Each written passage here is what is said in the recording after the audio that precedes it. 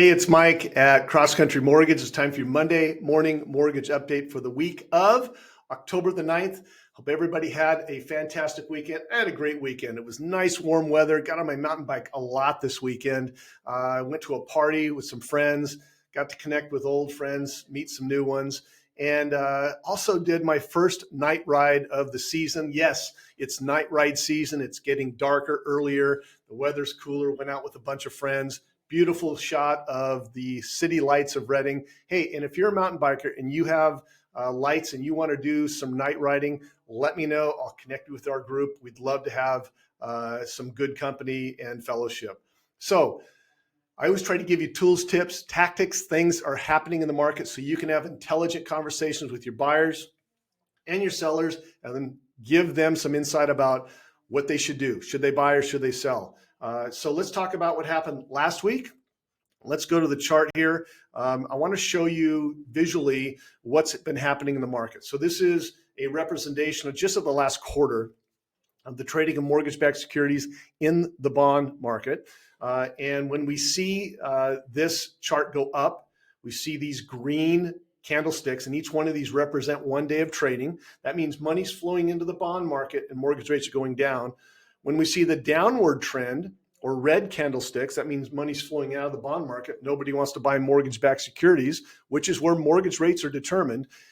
That means that the rates are going up. So what we've seen since middle of September to end of last week is rates have been going up. And the biggest cause of this is inflation, period, inflation. Fed raised rates a couple weeks ago. Inflation is not getting under control. It's starting to slow down, but it's still there. And inflation is the death of mortgage rates. If inflation is up, we're going to see mortgage rates stay up.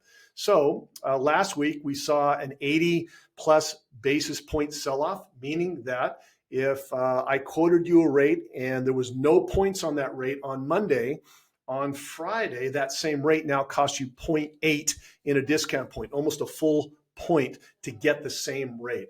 And in the last 3 weeks, we've seen over 150 basis points in worsening or increase in charge on that rate. So you can get the same rate and pay 1.5 points, or in the last 3 weeks, or you can just take a higher rate and get no points. And the interesting thing is when we look at the market over the last 3 to 6 months, every single day, if you don't know this, lenders come out with rates. So if we take a product like a 30-year fixed mortgage, the lender's going to come out, every lender, all our investors come out with a spread. So you can get a 5% rate and pay points, or you can get maybe a 9% rate and pay no points.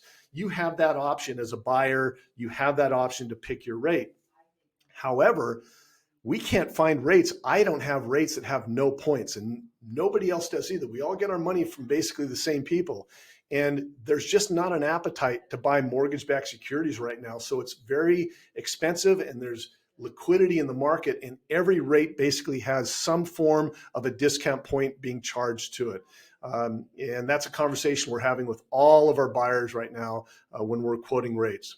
All right, so let's talk about what happened last week. And a little bit more and why these rates went up and what happened, what's going to happen this week. So we did see these rates get worse because of inflation. And we had two big reports that came out last week, wages and jobs. So there were more jobs added to the economy in many ways, and wages went up. So wages going up is inflationary because businesses charge more to pay their employees, and that cost is going to be passed down to the consumer.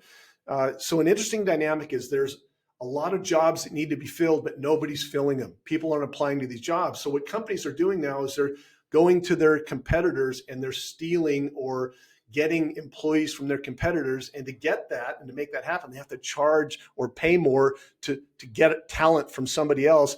And that's inflationary.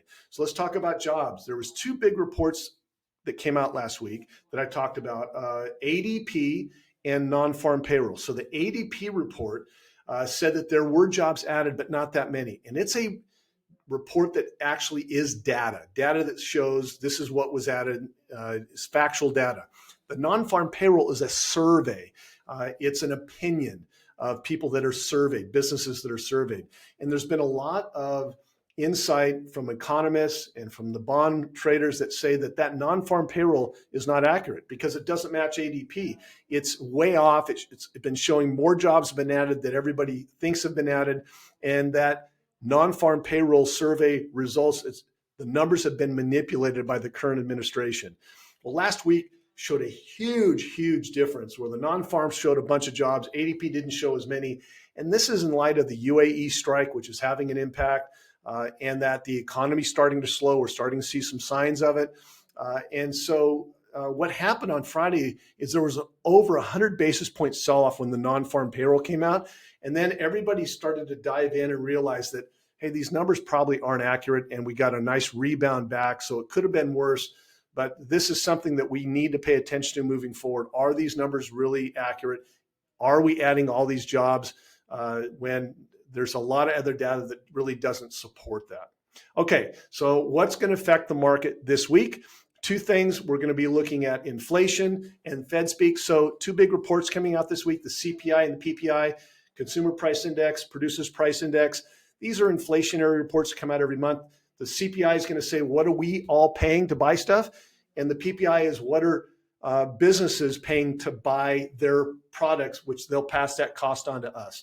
So we expect these reports to be up a little bit when it shows inflation is up, but at a lower rate. So if it's up higher, that's bad for rates. If it's less than expectations, that could be positive for rates. The next thing is Fed speak. So the Fed met a couple of weeks ago. They left the Fed fund rate alone. They didn't raise it. But now their minutes come out. What do they talk about? And will the narrative in those minutes support what they've been saying is that we're going to see rates stay up higher for longer. Don't expect the Fed to lower their Fed fund rate for the next 12 months. They've been saying they're not going to. These minutes will support that. It should. If there's a different narrative, then that will obviously impact the economy. If they're going to be more aggressive and say, hey, we need to raise rates, then we'll probably see mortgage rates go up because it'll have an impact on the bond traders that maybe we're not out of the woods with inflation. And if we see that they're going to say, you know what, inflation is getting under control, then we're going to possibly see those rates come down. And the last thing I want to talk to you about is a lawsuit, a class action lawsuit that is being waged against the National Association of Realtors. The jury trial starts next week. This is a very, very impactful lawsuit. I'm going to read what this lawsuit's about. NAR participation rule requires that listing brokers offer buyer brokers a commission to list a property in a realtor affiliated MLS. Okay, we all know this. This lawsuit is challenging a listing broker being required to pay a buyer's broker a commission, meaning a buyer's agent's commission is in jeopardy here because it violates the Sherman Antitrust Act.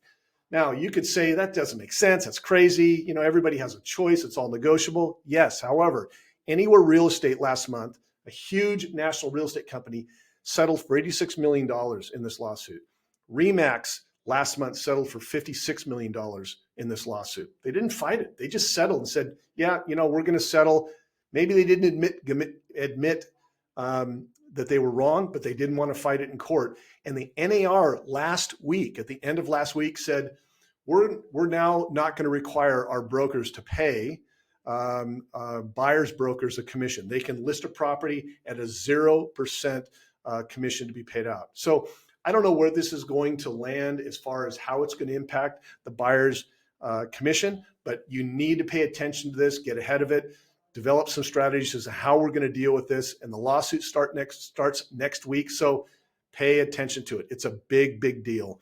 All right. So what are we looking at this week? A lot of volatility. The market's closed today, so you're not going to see any rate information come out. Starts next week. Columbus Day's today. And we really expect a lot of volatility with those inflationary reports and the Fed Reserve stuff. So if you have any questions about what we talked about today, let me know. If you know somebody can forward this, please send it to them. Have a great, productive week, and we'll talk to you soon. Bye-bye.